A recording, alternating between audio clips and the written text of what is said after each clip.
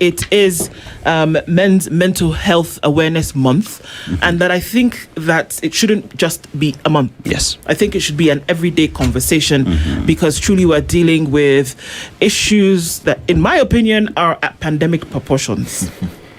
Seriously. But we can talk about it and we can, commemorate it, we can celebrate it. And to be able to power that conversation with us this morning is Bbanga, who is an emotional intelligence coach. We're looking into Men Don't Cry syndrome, men's mental health, well-being. Derek, good morning. Good morning. How are you doing?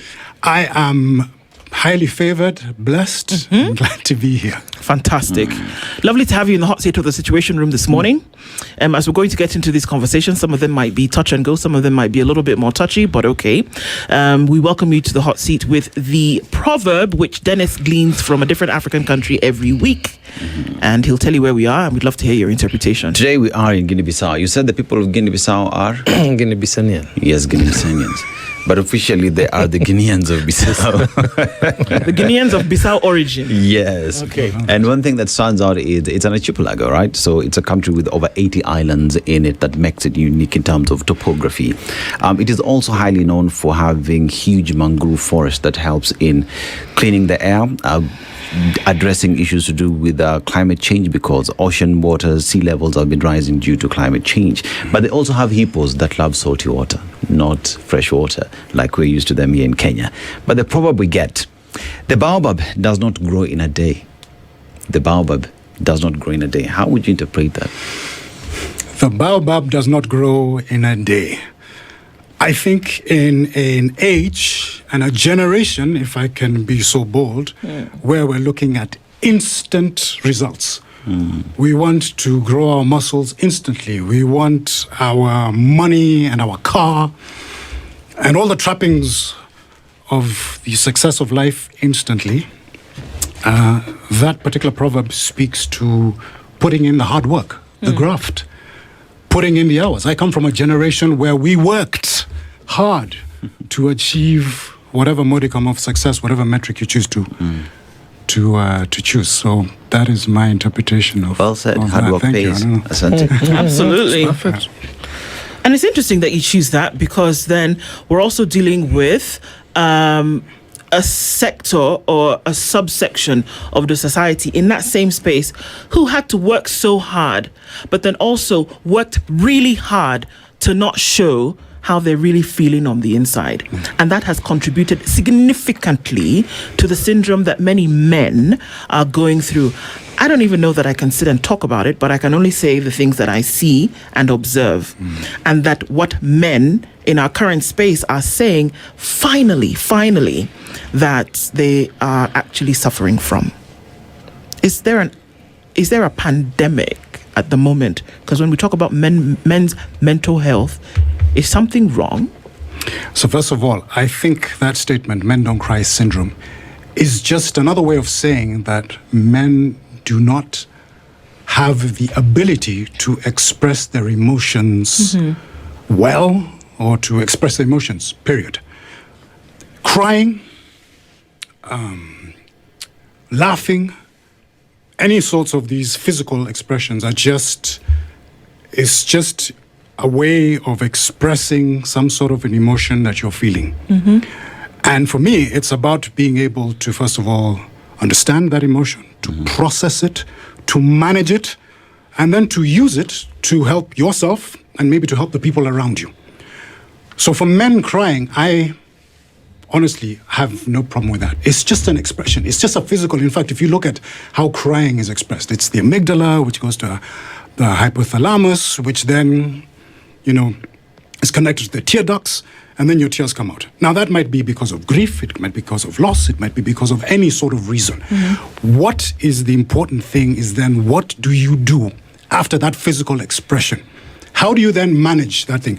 And is it connected to, for example, if it is connected to grief, then how do you go about processing that grief or processing that loss or whatever it is that is causing you to cry?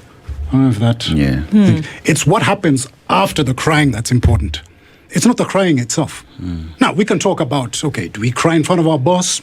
Maybe not the best thing to do, but that depends on the type of, office culture or work culture that we have? Do we cry in front of our partner? Some people might quibble and say maybe not. To me, that's not irrelevant, but it's not the important thing. The important thing is, what is that crying attached to? And is that something that is symptomatic of you not being able to process certain emotions that you're going through? Yeah. That's my opening salvo. Yeah. Derek. Don't cry. Oh, God. I don't know that we can handle that, but okay. You see, Derek, we find ourselves coming from societies where mwanaume inafoka ichuma, right? When mwanaume not supposed to cry, not supposed to show emotions, and that has made men even at a point where you really need someone to talk to. You really want to talk to somebody, but you don't know how to go about it because it has not been inculcated in us for a very long time. You are in a relationship that is not working out, and by default, what men do is stay silent, just go quiet. You know, somebody who loved going out, playing football, basketball, being there with their significant other, all of a sudden, shush, because you don't know how to process or to communicate that which you have inside. Okay. How do men deal with that? I'll give you that, Dennis. We grew up in a culture where perhaps we're not told how to manage our feelings, or we're told, don't cry, usilie, all of that sort of stuff. Fine. Some of these are tropes, because honestly, I grew up in this here, Kenya, Africa, if you will. Yeah. I was brought up in a home where I was allowed to express my emotions. I was Yeah. never told, don't cry. But, you know, there's certainly that. And there's certainly cultures, communities where men crying, and people love that. And by the way, it's just crying. How come we don't raise the same red flags when men express anger? Nobody says, hey, you know what, Tulia, your anger is too much. It's the crying. Why is that? Yeah. Because is that considered too feminine? First of all, that measurement needs to go. It's not comparing men to women. To me, it's comparing men to boys. And now we are men. We compare ourselves to boys, not compare ourselves to women. Maybe that's a different conversation. To get back to your original point, yes, certainly there are many instances where men are told to not cry, not express their emotions. We clearly need to move from that. And we live in an age where we are now inundated with information about this topic amongst many topics to do with mental health. So it's not a question of we don't know. The world is our oyster. The democratization of information has made it clear your algorithm can just provide you with things on how to deal with mental health. So I find that there are avenues. There are ways that we are able to do this. There's information out there. You can study, you can listen to people. I talk about this. I talk to my clients about this. I practice this. So there are different ways of doing this. Perhaps what I can say is that in ending my thought process is that, yeah, as a parent, as a partner, as somebody, and when I say me, I'm talking about all of us as men, we can do a better job of helping these young men and these boys to become better at managing their emotions. And first of all, the first thing is self-awareness. Self-awareness is, why am I feeling this? Yeah. What is this coming from? What is triggering it? So self-awareness is the door, if you will, to emotional expression. You've got to figure yourself out. Why am I feeling this thing? And not shut it or lock it away or step on it, or whatever you're using to manage it. So let's start with that. Self-awareness, where are these emotions coming from? Why am I feeling this way? And what do I need to do in order for me to feel better? Well, now, I want to pick from the point of becoming better or even trying to feel better. It is my opinion that one can only survive in a situation where they are skilled on it. If I throw you in a river, you don't know how to swim, chances are you're going to drown. So You will drown. You will drown. If I put you in a situation where you're not skilled to navigate, chances are you're going to struggle. And I'm looking at us men in that perspective, that we are in a situation called life. We need certain skill sets to navigate. For a long time, we have had agents of socialization, family inculcates some values. As you said, you grew up in a family, so you pick up things on how to navigate. Then you go to school, another agent of socialization. Then you're exposed to religion, another greater agent of socialization. Then you had peers, the boys, the young, and all those age groupings. So we have picked up ways on how to deal with things, and then that's where the comparison would come up. We'd be told, okay, now you're not of age to be doing the things you've been doing. You need to graduate to other things. But today, we have a mega agent of socialization called the social media or the internet, whatever name we can use. And also our societies have grown or developed, if I may, such that our cultural settings have collapsed. Where young boys, young men used to be mentored. That is not very practical nowadays, even given our urban setups that are coming up. So we have lost some strongholds that would have held together the boy, because we're talking about men, as he grows to be a man. And then we have technology that has come to replace even parenting, You see young boys being left to watch cartoon for 2-3 hours instead of being outside playing, maybe because there is no a play field to go out to. You're living in an apartment. So there are all these factors, because one does not become a man in a day. It's a process of aging. There is a chronological aspect to it.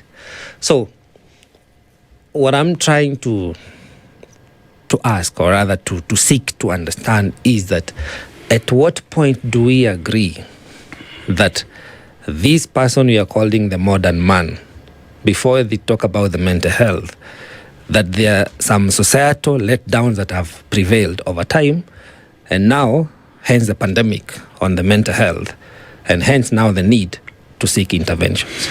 Okay. So, social media is pervasive, as you have rightly put it. And you have also asserted that it may be taking the place of perhaps shaping our values versus, say, the family. But the initial point that you made, or that was made in this conversation, was that we were brought up in families where we were told, don't cry. So here's what I'm saying. Yes, social media absolutely is playing a point in terms of us being able to manage these emotions, how we express them. In fact, there's a whole generation of people who, because you feel a little bit anxious today because of one thing, you then label yourself as somebody who's anxious. And there's all of these performative things going on the internet. So some of these things have to be taken with a grain of salt. When somebody comes there and says, I have mental health problems and all of that, a lot of this, particularly when it's played out on social media, as I said, is performative. But to your larger point, that same internet, which may have taken the place of parents, and if you're brought up with parents who helped you to become more emotional intelligent, or to manage your emotions, or to be more resilient, or to be more empathetic, or to, all of these wonderful things, good for you. But if the internet is now where you are getting your values from, that same internet is responsible, for example, for a philosophy called Stoicism, which is over 2,000 years old, but is practiced by millions of people across the world. There are more people practicing Stoicism today than were practicing it in the ancient Greek times or even in Roman times. So that same internet is responsible for the proliferation of a philosophy that helps people to manage their mental health, or to manage, their emotions and things like that. So it's a double-edged sword, is what I'm trying to say. Listen, I can't come here and tell you this is the answer, switch off the internet, like they're doing in the UK and they've done in Australia, for anybody who is under the age of 16. Maybe that is the right thing, because the algorithm there, or that you're watching, is giving you values that perhaps are not compatible with what we as a community want to be. And that same internet can also give you Ryan Holiday, who has the Daily Stoic, who talks about how to manage your emotions every day and gives you the tools to do this. Final point, and you talked about this. Friends, family, that's where we get our families from. Religion, this is where we get our values from. And if we can connect with those values and we practice being the highest or the best version of ourselves, And also, not treat everything as the end of the world. A little bit anxious, a little bit angry, fine. Emotions are data. They're just telling us something that is going on. There may be a larger problem that is going on, so it's giving a signal, but that in no way labels one as mentally unhealthy. Is that a word? Yeah. That's what I'm trying to say. So there's a little bit of nuance to this conversation. This conversation very often is approached by, oh, you know what? Man, there's a pandemic, there's a crisis, men don't know how to deal with this. This is how they're brought up, or the internet. I come from the point of view that it's a little bit more nuanced from that. And certainly, in terms of the work that I do, that is what I see. Yeah, it does. It does. It suffices, and I like that because it's about becoming. It's about being. That there will be oscillation between highs and lows of emotions, and if I find myself in an extreme, momentarily, it does not mean I have a condition I've acquired. It could be I'm just trying to navigate through some situations in life. But then we live in a modern time whereby there is what you'd call over psychiatrization or over medicalization. That the performative you spoke about. If I just do a quick test on internet, then I find myself being put on anxiolytics, antidepressants, and all these other psychotropic medication to try and deal with my emotions. But I've learned along the way that there is no chemical solution to an emotional problem. Where do we bridge that gap? Because our men are running away to, let me not blanket it and call it psychiatric care, but they are seeking emotional health in areas that are rampant with chemical solutions. Okay. And there is no healing, in my opinion. So I'm not a psychologist, not a Right. psychiatrist. There is certainly a place for therapy. Therapy plays a huge part in helping people with a whole range and malady of mental health issues and problems. As far as the over-medication is concerned, that is certainly a valid point. There may be doctors or professionals who are prescribing medicine. I went through a brief period of depression many moons ago when I was living in a country far, far away, and I was prescribed Xanax. And I took it for a short period of time. I think the after effects did not gel with me, and I stopped taking it. And then I found other ways of dealing with sort of that short period of depression that I was going through. Yes, there's certainly that. I think there's certainly therapy plays a part, an important part in helping people with mental health. And by the way, talking to someone, whether it's a therapist or your buddy or your partner or your running group, or the guys you go to the gym with, or you golf with, or whatever activity you take place, that certainly is important. Yeah. Whereas all of this is part of the conversation, the truth of the matter is that, an added truth to all of this is that there seems to be a need to deconstruct this feeling that if you do share how you're feeling as a man, that you've opened up an avenue for weakness. It's true. Or that I can find another way to deal with the thing. I can go, go have a drink, or I can go watch football, or I can go do something else. But for me, if I'm going to have a conversation with somebody, then I've let down my guard and I'm being weak. It may not be admitted to, but it is there. How do you deconstruct that? And you know what? I can sound patronizing, but then how do we finally say to the man today that it is okay to actually have a conversation about it?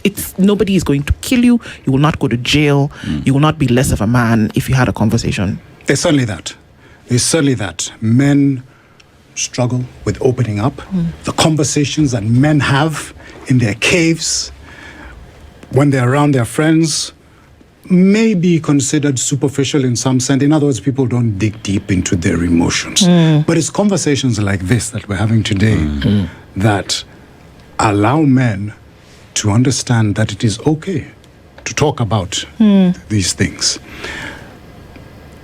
I think one of the ways that we can encourage this is by not penalizing the fact that men can open up, creating so-called psychological safety in the environments. That psychological safety where you're not going to be victimized, penalized, sidelined because of the fact that you've brought up some serious or deep issue that is going on with yourself. What I like, I think what I see today is men participating in so many different activities. I think maybe I grew up in a generation where the only way I bonded with my boys was in the local. But these days, there's golf, there's running clubs, there's the gym, there's you can go to art galleries, the whole range of activities. It's bungalow wananchi. Exactly. Bungalow wananchi. Yeah. So there are many activities that open that avenues where men can get together and say, hey, by the way, I'm feeling this way. Our responsibility as men, and by the way, it's a collective responsibility. It's for us to say, all right, what's going on? Is there work that needs to be done? Yes. Can I? What's going on? Are we also? We are made up of our experiences. That the present self is a concert of what you've been through. It's like the baobab tree. That process, you've gone through it, right? And so, are we at the danger also because we still seem to be entrenching this thing in boys today? And I'll give you an example. It's a very painful one to hear, but a story comes out a couple of weeks ago about boys in secondary school that are being raped and or sodomized, not by anybody who's older than them, but by their colleagues, their mates in school. And this is a reality for a lot of boys, not just in boarding school either. And that's not even the thing. So if you can possibly put that aside, what boys are being told by one to the other is, you know what, just you man up. That's what they're told. You man up, you handle it, and you're gonna be okay. Yeah. So you go to where the rugby is being played, where the football is going to play, and you say this to another boy, and what does he say to you? He's like, yeah, it's normal, but you know what, we man up and it's going to be okay. And this is a narrative that when you come home, you tell your parents, yeah, you know, this is happening, ma, but you know, we'll get through it. That is one example of a thing that happens to somebody that they're not going to talk about. And these are boys who are growing up to be men. If that's the thing that you're entrenching at that age, I can only imagine the damage that's then being done by the time this boy becomes a man. That is a horrific story. And I would hope that this is an exception and not the rule. One of the things, particularly when I speak to whether it's parents or even speaking to, you know, people who are like my corporate clients, I tell them, I think things like emotional intelligence and how to manage and handle your emotions should be taught in school from as young as primary school. There are some countries where it's already part of the curriculum. Countries like Denmark and Australia, they already taught resilience at the age of 7. They don't even need to go home to learn that. They're learning it in school, or how to be empathetic. Where we have this peer-to-peer thing, particularly in that young age, where you have maybe a 7 or an 8-year-old or a preteen doing something unspeakably wicked to someone else and then telling them to keep quiet, that is something that I think this, whatever institution or school, needs to be able to stay on top of. But it's also the responsibility, I think, of parents at home and of caregivers to interrogate, and when I say interrogate, have these conversations with these young boys or these young men and ask them what is going on and allow them to speak and create that psychological safety that I was talking earlier, that you can say anything and there will not be untoward repercussions for you revealing, say something like that. But just talking about your feelings. Have that thing. And by the way, it goes both ways. We're having dinner time today, or we're in a, you know, some sort of family event. Put the phone away. Face this young man with your body language, your eye contact, you know, tone of voice, and ask them what is going on. And you'd be surprised. Some of these very sort of shall I call them, basic ways of communicating, whether it's communicating with our peers or communicating with young people, can allow them to open up. To actually open up. Because you alluded to a very pivotal point, that communication. Because even the expression of our emotions is communication. It's me communicating. This is the space I'm in, this, whether positive or negative. So how do we figure our way back to basics, or how do we, invert that and go back to the future so that we are able to have the capacity as a person to feel that, yes, I can come out and say, you know what, yo, bro, uncle, cousin, whatever it is, this is where I am. Conversations like this should be normalized. We shouldn't have to wait for Men's Mental Health Awareness Month for us to have a conversation about what's going on in our noggins, right? This is something that should be part of our daily lives, having that conversation. I talked about the stigmatization, whether it's at work or at home. For somebody opening up, that is something that we should be open to. And by the way, a lot of this also starts from, we talked about values, leadership, for example. So Marcus Aurelius, who is one of the mainstays of Stoicism, for example, 2,000 years ago, the most powerful man in the world, the emperor of Rome, he cried, okay? And because people saw that, they were able to say, if this can happen in a man who is so powerful, so rich, for him to be able to express these emotions, then perhaps it's okay for me to do that. And we've seen it in little pockets somewhere. I was watching the NBA Finals, for example, recently, and there is a player called Victor Wembanyama who wept at the end of, actually it was the end of beating Oklahoma. And you should have seen how people reacted online. Some people were all for it. Some people said, he shouldn't be doing that. But at least it opened up that conversation. Can a grown man cry after a sporting event? So I think that's one of the ways that we can bring this to the basics, as you say.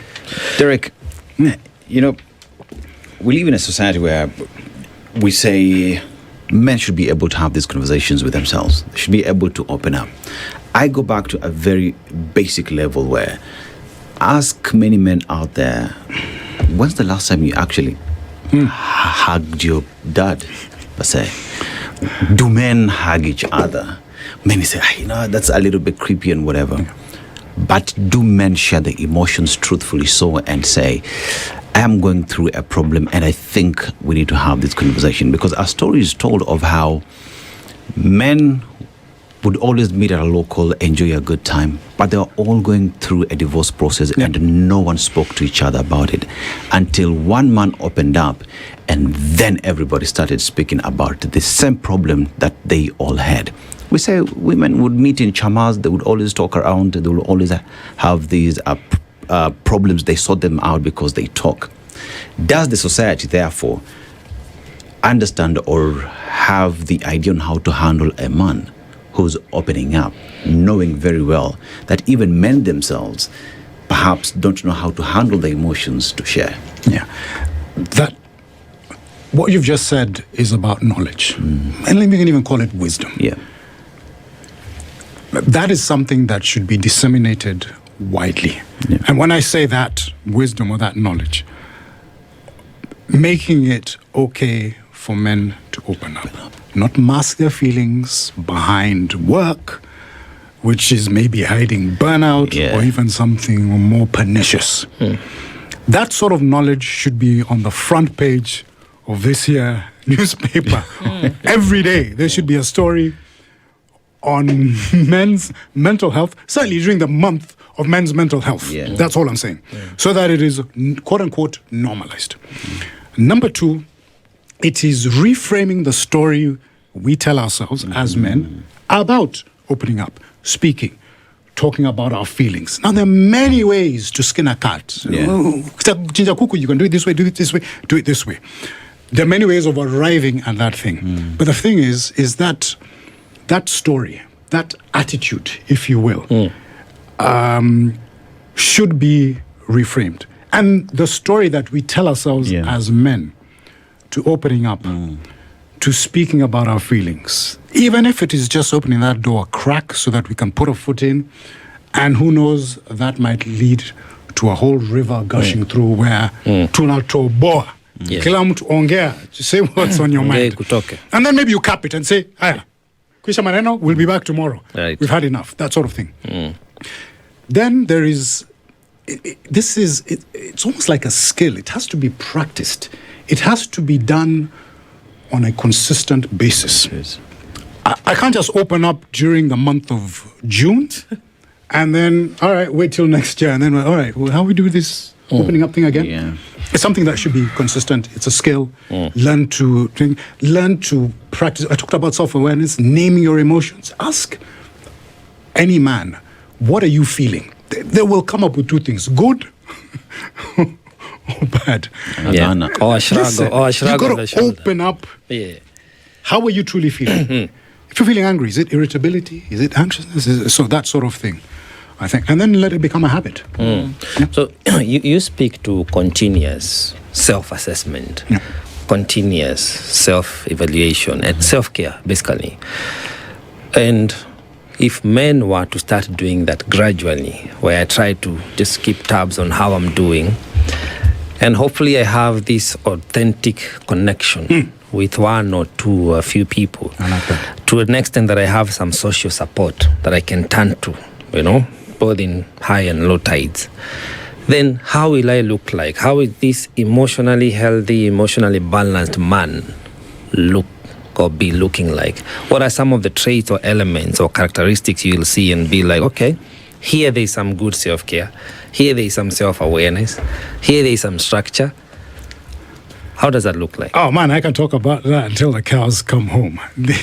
What are the characteristics or the traits of an emotionally healthy, or Charlemagne the God, who's another radio presenter, talks about the mentally wealthy man, not the mentally healthy man. I think some characteristics are, do you find yourself arguing all the time?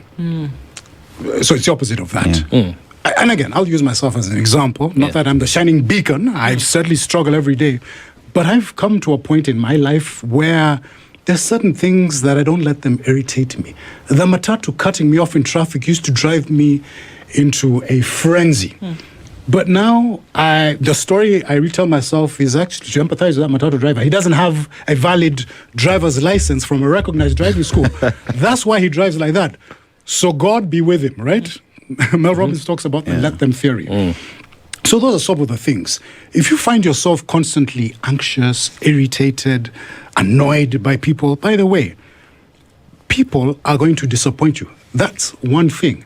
Marcus Aurelius, again, from Stoicism, I borrow from that because that's what I use in my emotional intelligence training, is that when you wake up every day, know that people are going to be obnoxious. They're going to be overbearing. They're going to be petulant, jealous, nasty. So prepare yourself. You cannot expect everybody to treat you the way you think you need to be treated fairly. So prepare yourself. There's that negative realization. So what I'm saying is that a lot of this involves just in terms of how you prepare yourself to deal with the world. Okay? There is ugliness in the world, but you can choose not to be implicated by it. And in fact, you can do the opposite. Be kind. Be unselfish. Be caring. Give them grace. And you can see that person. There's a glow, but don't have a glow. There's a glow about the person who is not bothered by the little things that annoy you. Yeah. There are some cities where the horn is constantly on. Beep, beep, beep, beep. Yani, Lagos. everything is annoying you. Lagos. Abuja. And then there are some cities, there's no horn because people are just sour. Peter too. Kuna haraka. Go. It's okay. It's all good. So there we go. Right. And I think that would help. How I wish we can normalize that. Now, I'm looking now, we flip it. So a person is well balanced, they're doing their work, they're working on themselves, but then they find themselves in a relationship that is not quite healthy. It's got that big. That is not supportive of your endeavors to become a better being. Why are you laughing? I'm not laughing, I'm just clearing my throat. And now we end up with these social conflicts in both intimate and mostly intimate relations. How do we then, because it's the same man who will be called, I'm not pointing at him for a reason, but I'm saying the same man who will be called narcissistic, self-absorbed, just because they have chosen to utilize the let them theory. And you know the lady is very loud on how to become a well-guarded human being. Did you say the lady is or the ladies? The lady is thanks. the owner of the let them theory, Right. which is a very modern thing we need to familiarize ourselves with. But I'm trying to lay emphasis on now the relations, because we do not exist in a vacuum. We do not exist as an island. We have to relate with other people who are not as woke, as healthy. And sometimes these people are our spouses, they are our sisters, they are even our parents. How do we then try to create this environment for everyone to thrive? I'm going to say something that is not necessarily groundbreaking, but may jar a few people's sensibilities. Right. Everything is your fault. Umrambo anakupigia kelele, whose fault is it? Where? It is your fault. And what I mean by that is that it goes back to that story that you tell yourself. An event can happen. God forbid a snake drops from the roof over here. I can choose to react and run away, or I can choose to not bat an eyelid. It is not the event itself. It's not somebody being mean to you. It's not somebody who takes you for granted. It is not somebody, you name the whole malady of things that men say, and these ladies, this is how they're treating us. But it is your interpretation of that event. And once you can get your head around that sort of thinking, a lot of these quote-unquote relationship problems can be easily can be managed or handled. So I'll say start there. Right. Start by looking at things and saying, what part am I playing in this? Instead of laying the blame at the foot of the other person, which is typically maybe what a certain subsect of men tend to do. It's your fault. Take responsibility. And by the way, even if this person is, remember I talked about that, choose not to be implicated in that sort of behavior. Somebody might be treating you unfairly. I hear this. Your boss is treating you unfairly. Your partner is treating you unfairly. It is about being able to manage that feeling that it causes. Maybe for perhaps a build up on that. Some of the emotional conditions people struggle with may have a genetic predisposition. Sometimes when it is a clinical condition, and you realize rarely will you experience full disclosure when people are beginning to form intimate relations. Only that it plays out later, a baby or two or years into it. And you realize it deeply interferes with how the capability of you sustaining this relationship. What do you say to the couples or people seeking? You know, they say we're in the talking phase. They're getting to know one another. How important is it for full disclosure, not just of the health conditions, but also of any other personal struggle or challenge one might be facing? How important is it for people to come clean? There's research and studies out there that show that this type of trauma can be and is passed down. How pervasive it is, I don't know. I can't answer that question. But there is something about said, and by the way, it's almost like cutting off that generational curse. The way your father handled difficult situations should not be the same way that you handle difficult situations, if he didn't handle it in a way that was effective, is what I'm saying. So there's something to be said certainly about that trauma or that sort of handling that type of situation.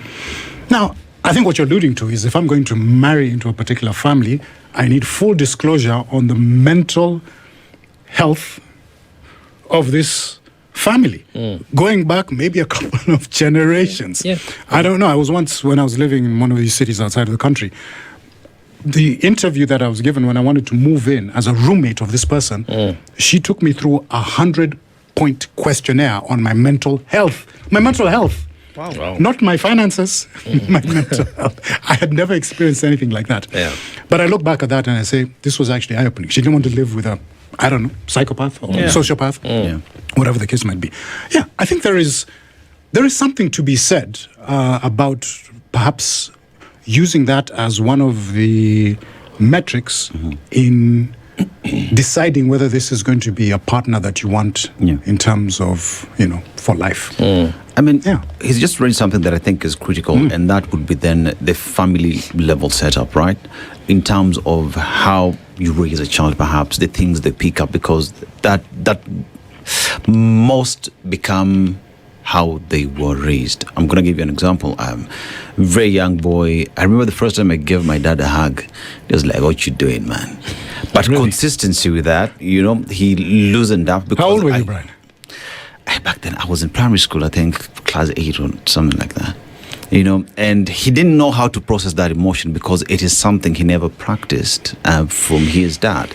But over time, now with my siblings, it became a normal thing. You tell old man, "I love you, Dad." A few times he would not respond.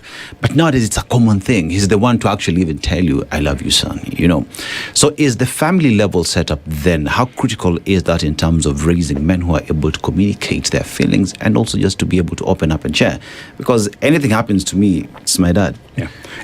It certainly plays an important part. That's a component. If you look at it as a stool with, 3 or 4 different legs, the family plays an important part. In a family where you're allowed to express those feelings, or in a family where you're told no, just like you are.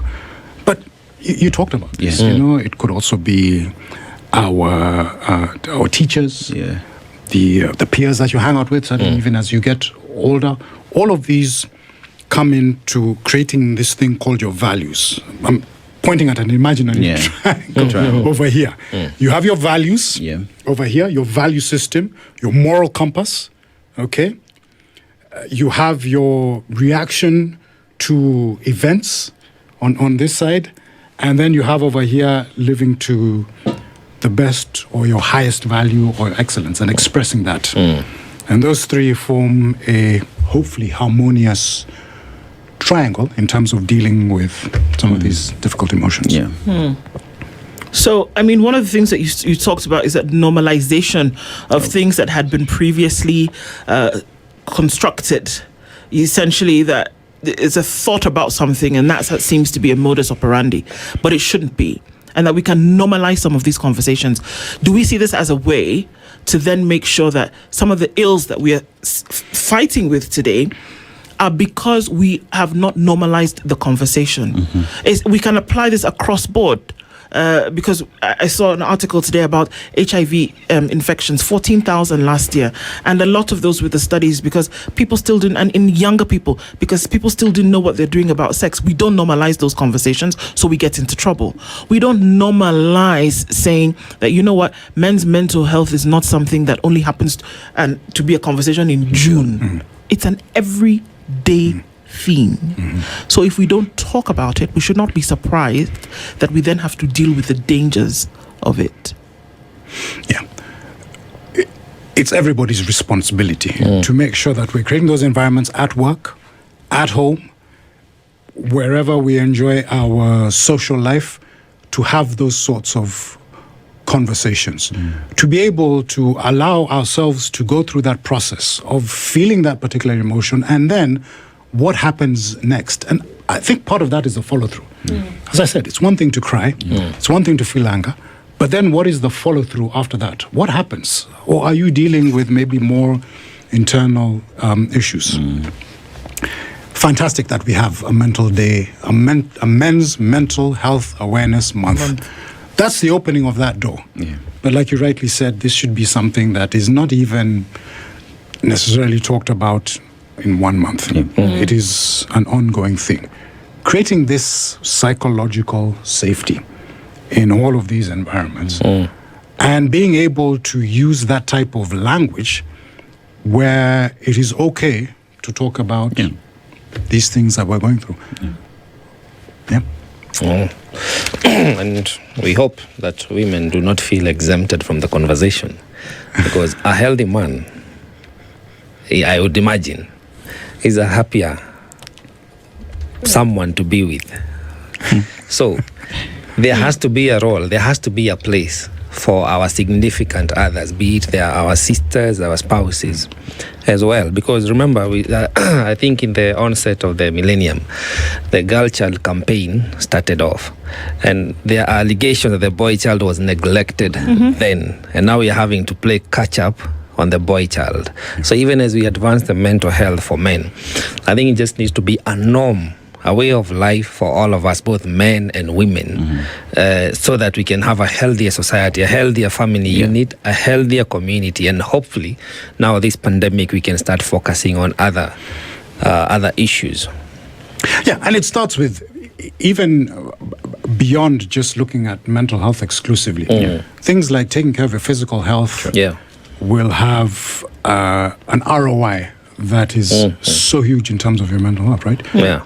The Stoic said, we treat the body rigorously so it is not disobedient to the mind. It starts with that. It starts with how we handle social media and curbing sort of those things. It starts with morning routines. So a lot of these things that we're doing in our daily lives add up to this mental health or mental wealth. And it should be a priority, if that goes without saying. It should be a priority. Yeah. Just as people concentrate on financial literacy, there needs to be this emotional literacy as well. Indeed. Both of those are on the same scale. Well put. Well put, and a great way to end it. Derek Bbanga, emotional intelligence coach, has been here with us this morning, and we will not talk about this again in June 2027. Hopefully, we'll be talking about it every day. Thank you very much for joining us in that conversation this morning, and for everybody who tuned in and clicked into the Situation Room this week. Thank you for doing that. This is the Situation Room, the only way to start your day.